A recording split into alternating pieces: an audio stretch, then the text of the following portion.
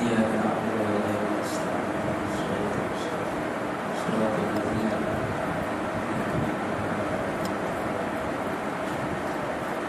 أعوذ بالله من الشيطان الرجيم بسم الله الرحمن الرحيم الحمد لله رب العالمين والصلاة والسلام على أشرف الأنبياء والمرسلين سيدنا ومولانا محمد وعلى آله وصحبه أجمعين أشهد أن لا إله إلا الله وحده لا شريك له وأشهد أن محمدا عبده ورسوله اللهم صل وسلم وبارك على محمد وعلى آل محمد. Alhamdulillah, pertama-tamanya marilah sama-sama kita merafakkan setinggi-tinggi kesyukuran kita kehadrat Allah Subhanahu wa taala. Di atas limpah kurnia dan rahmatnya, taufik dan inayahnya, dipilih kita pada malam yang berbahagia ini. Tidak lain dan tidak bukan untuk mencari keredaan Allah Subhanahu wa taala. Mudah-mudahan kita semua dirahmati oleh Allah Subhanahu wa taala. Mudah-mudahan kita tergolong dalam golongan orang-orang yang sentiasa menghampirkan diri kepada Allah Subhanahu wa taala. Allah Subhanahu wa taala berfirman dalam Al-Qur'an Al-Karim surah At-Taubah ayat 60. A'udzu billahi minasyaitonir rajim. Innamas shadaqatu lil fuqara'i wal masakin wal 'amilina 'alaiha wal mu'allafati qulubuhum wa fir riqab wa fi sabilillahi wa bis sabil fariidatan minallah wallahu 'alimun. Yang bermaksud sesungguhnya zakat itu atau sedekah wajib itu adalah untuk golongan fakir dan golongan miskin dan mereka yang menguruskan, yaitu amil-amil, dan untuk mereka yang untuk memerdekakan diri mereka, yaitu hamba, dan untuk jalan-jalan Allah Subhanahu wa taala, dan juga untuk mereka yang musafir yang keputusan berkali. Ini semua telah ditetapkan oleh Allah Subhanahu wa taala, dan Allah itu Maha mengetahui lagi Maha bijaksana. Ayat ini adalah ayat mewajibkan kepada umat Islam untuk berzakat dan juga menyerahkan zakat tadi kepada mereka yang lain. Sebelum kita masuk kepada golongan aslam ini, pertama-tamanya saya nak berikan kepada tuan-tuan kelebihan ataupun keberkatan untuk kita berzakat. Kerana apabila kita menunaikan zakat itu, bermaksud kita membersihkan harta kita dan juga jiwa kita, yang mana Allah Subhanahu wa taala sangat suka, sangat sayang kepada golongan yang menyucikan diri daripada dosa-dosanya, iaitu taubat, dan juga menyucikan dirinya daripada kekotoran. Sebagaimana firman Allah dalam Al-Quran, A'udzu billahi minasyaitonir rajim. Innallaha yuhibbut tawwabin wa yuhibbul mutatahhirin. Sesungguhnya Allah Subhanahu wa taala itu sangat sayang, sangat suka kepada orang yang sentiasa bertaubat. Orang yang sentiasa bertaubat ini iaitu orang yang menyucikan dirinya, jiwanya daripada maksiat, daripada dosa. Dan juga Allah Subhanahu wa taala sangat suka kepada orang yang menyucikan dirinya daripada kekotoran, iaitu hadas kecil, hadas besar, dan kotoran-kotoran yang lain. Sebab itulah bertitik tolak daripada penyucian dalam Islam, yang mana-mana ulama membahaskan penyucian ini.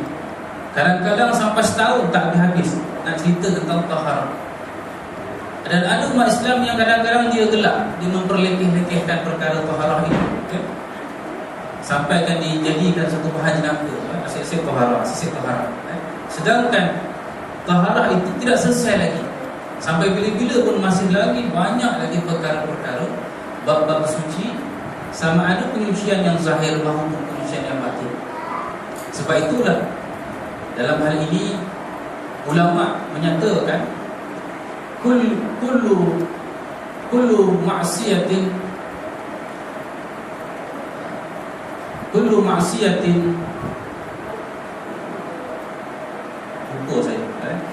ma'siyatin wa ghaflatin ar-rida 'an nafs, Yang bermaksud setiap maksiat dan dosa dan juga mengikut hawa nafsu itu, syahwat itu adalah bertitik tolak daripada kita meredai nafsu yang ada dalam diri kita. Dan setiap ketaatan itu dan juga perkara-perkara yang menyebabkan kita ingat kepada Allah ialah kita menolak nafsu tadi daripada menguasai diri kita. Ini saya ambil daripada kitab Hikam Ibnu Athaillah menyatakan dalam kitab itu bahawa setiap maksiat, setiap kelalaian, iaitu ghaflah dan juga syahwat, baru saya ingat tadi, kullu maksiatin wa ghaflatin wa syahwatin ar-ridha an nafs wa kullu ta'atin wa 'iffatin wa yaqazatin ar-ridha anha. Setiap ketaatan, setiap perbuatan baik, kesedaran kita daripada kelalaian ialah kita menjauhi ataupun kita menjaga nafsu kita daripada menguasai diri kita. Sebab itulah Islam itu sangat menitik beratkan supaya kita mensucikan diri daripada dosa dan maksiat. Bagaimana kita nak keluarkan zakat?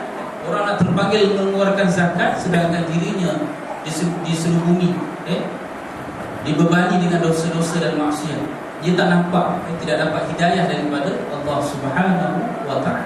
Walaupun duitnya banyak, berkepuk-kepuk, walaupun hartanya banyak, walaupun emas peraknya banyak, tetapi hidayah Allah Subhanahu wa ta'ala itu tidak mampu sampai kerana dosa dan maksiat yang ada pada diri. Sebab itulah kalaulah seseorang manusia itu fakir daripada harta dan kekayaan, tidak mengapa lagi kalau dia hampir dengan Allah Subhanahu wa ta'ala. Kerana Nabi SAW juga sangat suka, sangat sayang kepada orang-orang fakir miskin ini. Dan mereka ini akan duduk bersama Nabi di dalam syurga. Tetapi kalau mereka ini fakir daripada iman, hilang diri mereka daripada iman, hilang keimanan mereka, maka mereka ini jauh daripada kerajaan Allah Subhanahu wa ta'ala. Mereka ini menuruti hawa nafsu mereka. Inilah yang sangat-sangat membimbangkan kita. Ini lagi ditakuti daripada kefakiran harta dan kekayaan. Sekarang ini umat Islam banyak kefakiran daripada harta, iaitu umat Islam lain kita ni, dan juga kefakiran daripada iman dan juga amal.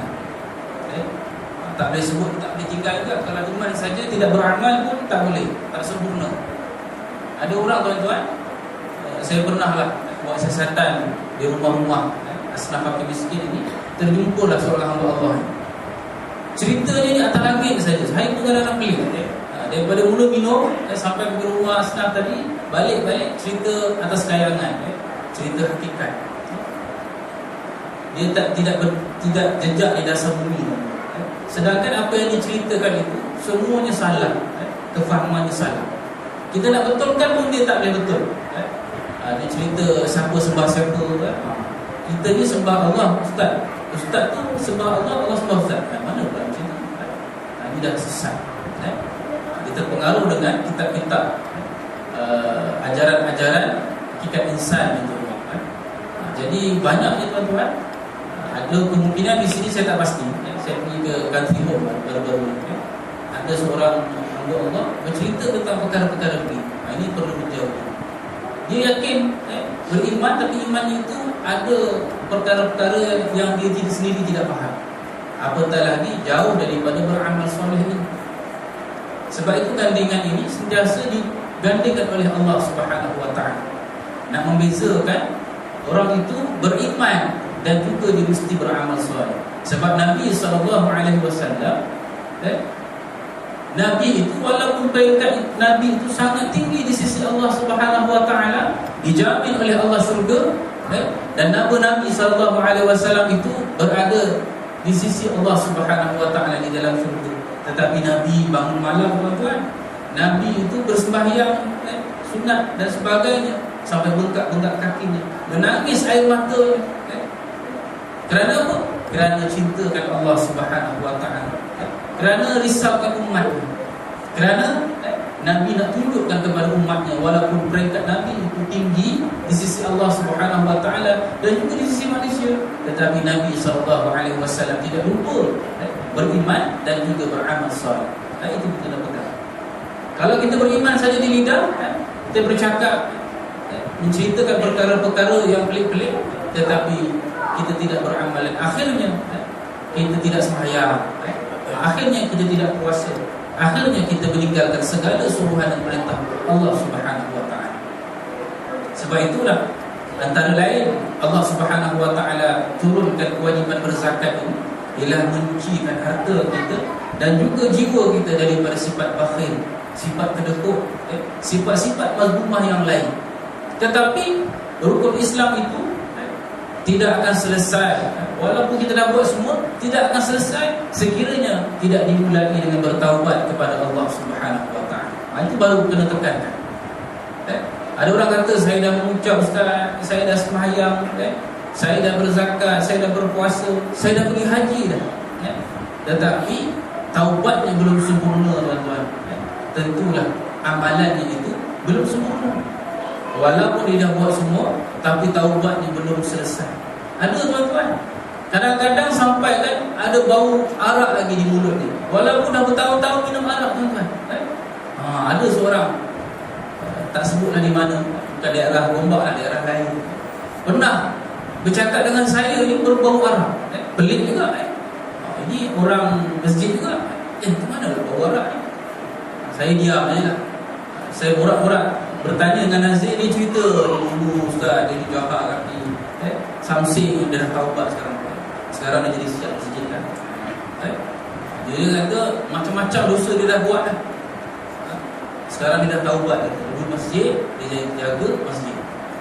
Rupanya taubatnya itu belum lagi selesai, tuan-tuan. Banyak lagi yang perlu diperbaiki, diperhalusi. Walaupun pada zahirnya dia dah bertaubat, tetapi oleh kerana taubat itu sangat halus, banyak lagi. Sebab itulah Nabi sentiasa bertaubat. Nabi tuan-tuan bertaubat, astagfirullah, 70 hingga 100 kali sehari. Nabi yang dijamin syurga, kita ni yang setiap masa berdosa. Harta duduk dalam surau pun berdosa kadang-kadang. Sebab apa? Orang sembahyang dia imam baca panjang, kita bercakap dalam hati, apa imam dah tahu ni nak lambat lah apa ya.